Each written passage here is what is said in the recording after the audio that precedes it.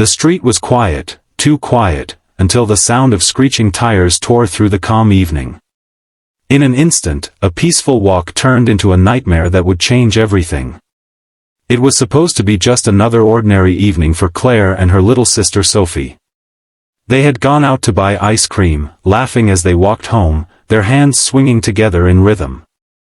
The air was cool, the sky painted in shades of pink and gold, a perfect moment of peace that felt almost magical. But sometimes, evil waits for moments like these. As they turned into the narrow lane leading to their home, the soft hum of the city faded. The only sound was the distant bark of a dog and the echo of their footsteps. Then, out of nowhere, the sharp screech of tires ripped through the silence. A dark van came speeding around the corner and stopped abruptly beside them. Claire's heart skipped a beat. Before she could react, the van doors burst open and 3 men jumped out, faces hidden, voices harsh and cruel. "What do you want?" Claire shouted, instinctively stepping in front of Sophie.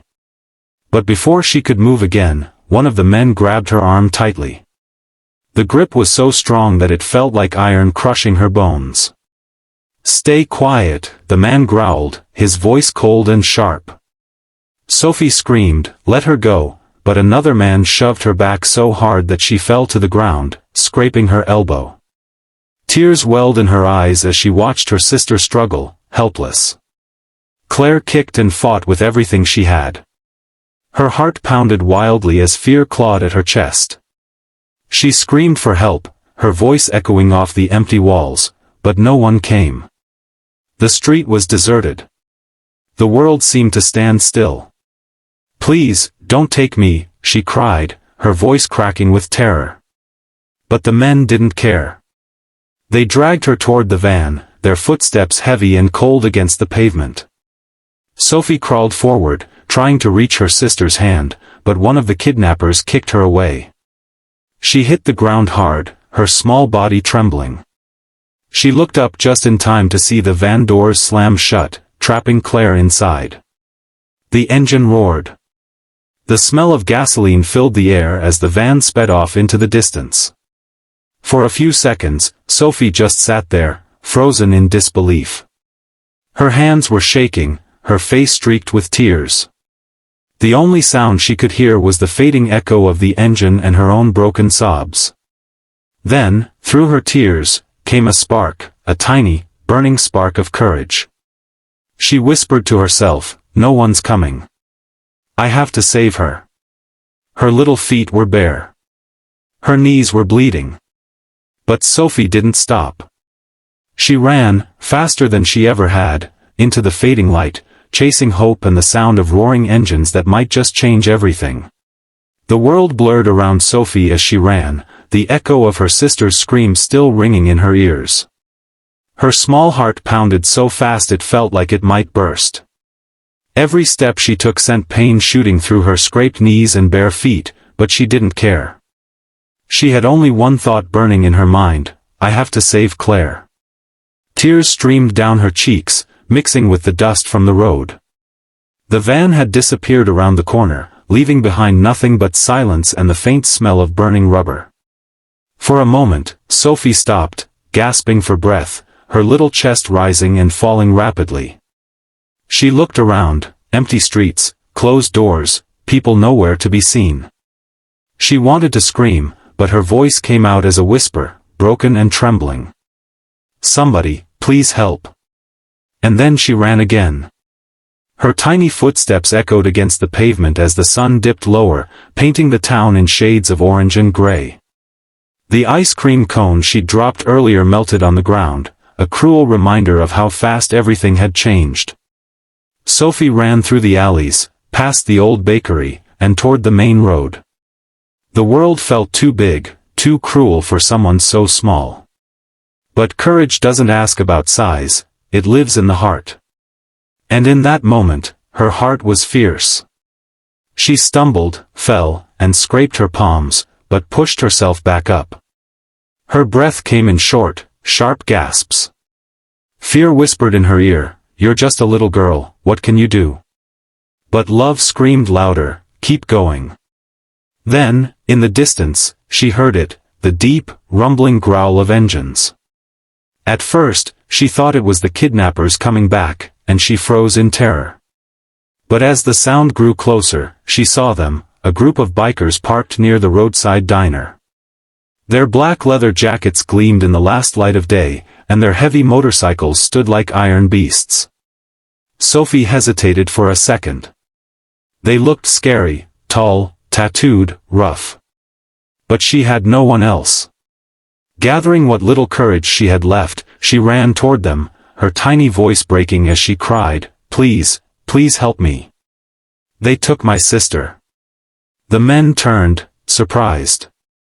One of them, a broad-shouldered man with a scar across his face, knelt down to her level. His eyes softened as he saw her trembling. "Who took her, sweetheart?" he asked gently. "Bad men, in a black van," she managed to say between sobs, pointing down the road. The man stood up straight, his expression hardening. He looked at his crew and said in a deep voice, "Let's move." In an instant, the engines roared to life. The ground shook as the bikers raced off, tires screeching, leaving trails of smoke behind. Sophie stood there, clutching her tiny hands together, praying silently, "Please bring her back." And as the sound of engines faded into the night, for the first time since it began, she believed that maybe, just maybe, help had finally come. The roar of engines tore through the quiet streets like thunder splitting the sky. The people of Redwood Valley turned their heads in shock as a group of bikers sped past, a blur of leather jackets, chrome, and determination. Leading them was Cole, the tall, scar-faced man who had listened to Sophie's desperate cry for help. He didn't know who the little girl was, or who had taken her sister, but the look in her tear-filled eyes had hit him like a punch to the heart. He'd seen fear before, but never something that pure, that desperate. He had promised her only one thing before revving his engine: "We'll bring her back." Now, with his crew following close behind, 7 bikes, engines growling like lions, they tore down the road toward the old industrial area on the edge of town. Cole's eyes scanned every corner, every shadow, searching for any sign of a black van. And then he saw it. Parked behind an abandoned warehouse, half hidden in the dark. The sight sent a surge of anger through him. "There they are," he shouted, and the bikers fanned out, surrounding the place. Inside the van, Claire was struggling to free herself. Her wrists were tied, her face streaked with tears. One of the kidnappers leaned against the door, talking on his phone, laughing, unaware that a storm was about to hit. The rumble of engines grew louder and closer until it stopped right outside. Silence followed, an eerie stillness that made the thugs glance at each other in confusion. Then, the door burst open. Cole stepped in first, his boots hitting the ground with authority. "Let her go," he said, his voice low but powerful, the kind of voice that made grown men hesitate. One of the thugs sneered. "Who the hell are you?" Cole took a slow step forward. "Someone who doesn't like men who hurt women."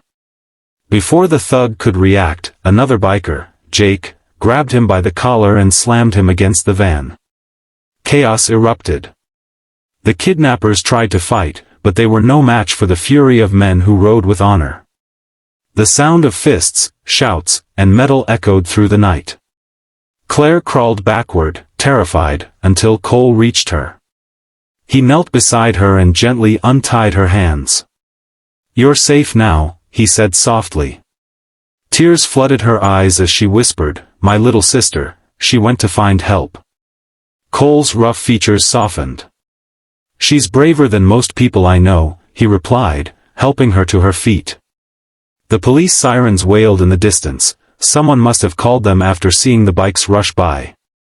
By the time the authorities arrived, the thugs were on the ground, bruised and beaten, the bikers standing over them like guardians of justice. Cole handed the officers the kidnappers' weapons, then turned back to Claire. "Let's take you home," he said. As the bikes rolled out again, Claire clung to Cole's back, tears falling freely, not from fear anymore, but from gratitude. The night that began with terror was ending with the sound of engines, not of violence, but of salvation. The night air was cool as the rumble of the bikes echoed down the road. Claire held on tightly to Cole's jacket, her tears soaking into the rough leather. She couldn't stop shaking. Her wrists were bruised, her body sore, but she was free, and that single word felt like a miracle. Behind them, the rest of the bikers followed in formation, their headlights cutting through the darkness like guardians escorting light back home. As they neared the town, people peeked from their windows, whispering at the sight, a group of bikers riding with a fragile, tear-streaked woman in their midst. At the corner of the street, a small figure stood waiting under the flickering streetlight. Sophie. Her eyes widened the moment she saw them. Claire, she screamed, her voice breaking with joy and disbelief. Cole slowed his bike to a stop, and before it had even settled, Claire jumped off, running barefoot across the road. Sophie ran too, as fast as her little legs could carry her, until they collided in a tearful embrace. Claire fell to her knees, clutching Sophie tightly. "You saved me," she whispered through her sobs. "You, my brave little girl, you saved me." Sophie's tiny arms wrapped around her sister's neck. "I thought I lost you," she cried, her small body shaking. "I ran. I was so scared, but they helped me, Claire." The bikers helped. Cole and his crew watched in silence. For men who lived their lives on the rough side of the world, it was rare to see something so pure, so heart-shattering. The sound of the sisters crying together cut straight through them. Jake wiped his eyes discreetly and muttered, "Damn dust in the air." Cole smiled faintly and walked over. "You two should get home," he said gently. "It's over now." Claire looked up at him, her voice trembling. "I don't know how to thank you. If you hadn't come." He shook his head. "Don't thank us," he said softly. "Thank the one who ran for you.